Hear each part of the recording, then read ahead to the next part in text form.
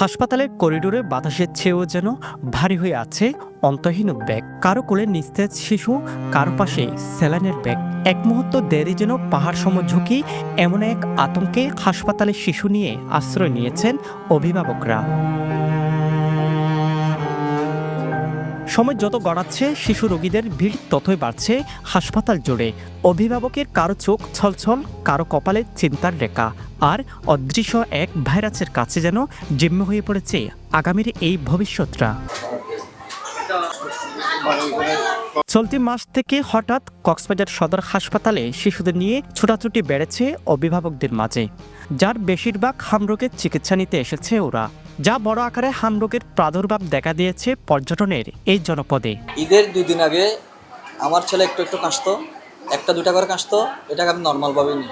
সাধারণত নর্মালি যে কেউ 1-2টা কাশতে পারে, কিন্তু ঈদের দিন দুপুর থেকে হঠাৎ করে দেখি আমার বাচ্চাটা একটু একটু ডেঞ্জারাসভাবে ডিমোশন হয়। এটা যখন হয় তখন সাথে সাথে আমি ডাক্তারের কাছে নিয়ে যাই, ফার্মেসি ডাক্তারের কাছে নিয়ে যাই। এই কারণে যেহেতু তখন সবার জন্য ঈদের ছুটি ছিল, এই কারণে আমি কোনো ভালো ডাক্তার পাই নাই। 3 দিন অপেক্ষা করি বাসায় ফার্মেসি ডাক্তারের পরামর্শে, কিন্তু কোনো উন্নতি না হওয়াতে আমি MBBS ডাক্তারের কাছে আসি, যিনি একজন শিশু বিশেষজ্ঞ ডাক্তার। ওনার পরামর্শে আমি 25 তারিখ থেকে প্রায় 1 সপ্তাহ ধরে আমি ভর্তি আছি। এই মোটামুটি এখন আমার ছেলে অনেকটা ইমপ্রুভ করছে। প্রায় 2 দিন ধরে জ্বর ছিল, 2-3 মাস হচ্ছে জ্বরটা যাচ্ছে না। আমাদের এখানে ডাক্তার রেজাল্ট স্যারকে দেখাইছি, দেখানোর পরে আবার মিসবা স্যারকে দেখাইছি। তারপরে কিছু আছে না গায়ের মধ্যে, এগুলো দেখা যাচ্ছে আল্লাহ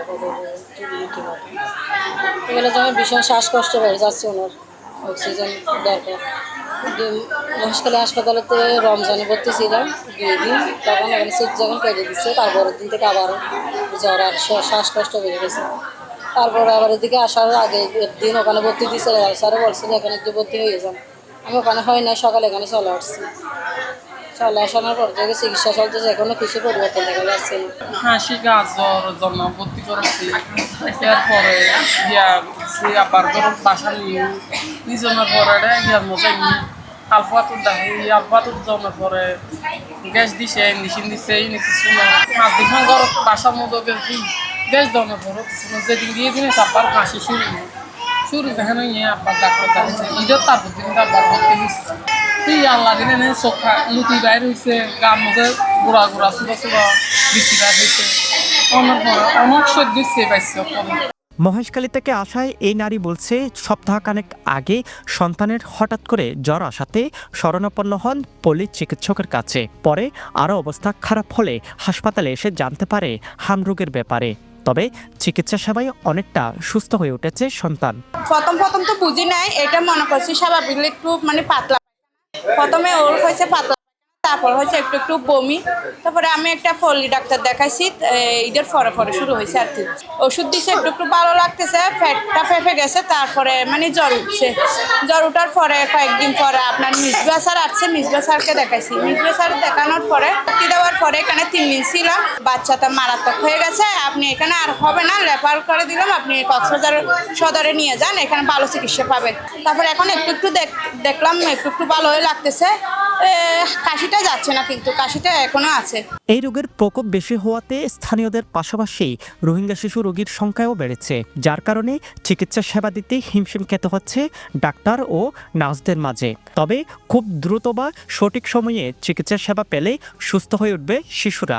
ফেব্রুয়ারি মাস থেকে এই মিজেলস বা হাম এই রোগটা আমাদের এখানে খুব বেশি ছড়িয়ে পড়ছে। মিজেলস মূলত একটি ছোঁয়াচে রোগ, এটা মিজেলস ভাইরাস দিয়ে হয়। আমাদের এই 250 শয্যা জেলা সদর হাসপাতাল কক্সবাজারে এ পর্যন্ত প্রচুর মিজেলস রোগী আমরা পাচ্ছি। আমরা রোগী চিকিৎসা দিতে হিমশিম খাচ্ছি এক প্রকার। আগে থেকে যদি আমরা কিছু জিনিস বুঝতে পারি যে এটা মিজেলস হতে যাচ্ছে বা হাম হতে যাচ্ছে, তাহলে আমরা যদি দ্রুত ডাক্তারের শরণাপন্ন হই, তাহলে হয়তো আমার ভর্তি নাও লাগতে পারে। সিভিল সার্জন অফিসের এই কর্মকর্তা বলছে, 1 জানুয়ারি থেকে এখন পর্যন্ত কক্সবাজারে 81 জন হাম রোগী শনাক্ত হয়। এর মধ্যে গত 1 মাসে 53 জন এবং গত 24 ঘন্টায় 22 জন রোগী শনাক্ত হয়েছে। এছাড়া 2019 সালে হাম রোগের প্রাদুর্ভাব দেখা দেয়। তবে ছোঁয়াচে এই রোগ নির্মূলে সচেতন হওয়ার কথাও বলছেন তিনি। বর্তমানে হাম আসলে প্রতি বছর অল্প বিস্তর দেখা যায়, কিন্তু আমাদের কক্সবাজার কিন্তু হাম অনেকটুকু নির্মূল করে ফেলেছিলাম। কিন্তু অ্যাভিয়ান ইনফ্লাক্সের পরে আমাদের 2019 সালে একটা হামের প্রাদুর্ভাব দেখা দিয়েছিল এবং ওখান থেকে মাত্র 28 জন এই হাম রোগী শনাক্ত হয়েছে, কনফার্ম কেস। হামের যে লক্ষণগুলো আমরা পাচ্ছি, বিশেষ করে আমরা মহেশখালীর যে এই প্রাদুর্ভাবটা বেশি, বিশেষ করে মহেশখালী হোয়ানক এবং ছোটো মহেশখালী এবং রামতি মিঠাচুরি, কক্সবাজার 7 নম্বর ওয়ার্ডের পাহাড়তলি, তারাবনীছড়ি এবং রুমানীছড়ি জায়গায় হামের রোগীগুলো একটু বেশি দেখা যাচ্ছে। গত 24 ঘন্টার ভিতরে 22 জন আমরা হামের রোগী পেয়েছি এবং গত ওই 2 দিনের ভিতরে টোটাল 28 জন রোগী আমরা এখানে পেয়েছি। এটা তো ছয়চা রোগ, এটা একজন থেকে আরেকজন ছড়ায়। বিশেষ খেলাধুলা করতে গেলে অথবা মানে মার কোল থেকে এক বাড়িতে অনেকগুলো শিশু থাকে। এই জন্য আমরা বলি যে এই রোগীগুলিকে আলাদা করে রাখার জন্য এবং যেটা একজন একজনের না মিশে আলাদা করে রাখতে পারলে এটা দ্রুত আমরা সংক্রমণ প্রোটেকশন দিতে পারবো। হাসপাতালের এই উপচে পড়া ভিড় কেবল একটি রোগের প্রকোপ নয়, বরং প্রতিটি বাবা মায়ের অন্তহীন দুশ্চিন্তার প্রতিচ্ছবি। সন্তান সুস্থ হয়ে বাড়ি ফিরবে এই একটি মাত্র আশায় নিয়ে এখন প্রহর গুনছেন সকলে। সাজু বড়ুয়া, পেনোয়া নিউজ। সমুদ্রের গর্জনে ভিন্ন স্বাদের সামুদ্রিক খাবারের ভরপুর আয়োজন উপভোগ করতে আজই চলে আসুন প্যাসিফিক বিচ লাউঞ্জ ক্যাফে কক্সবাজারে।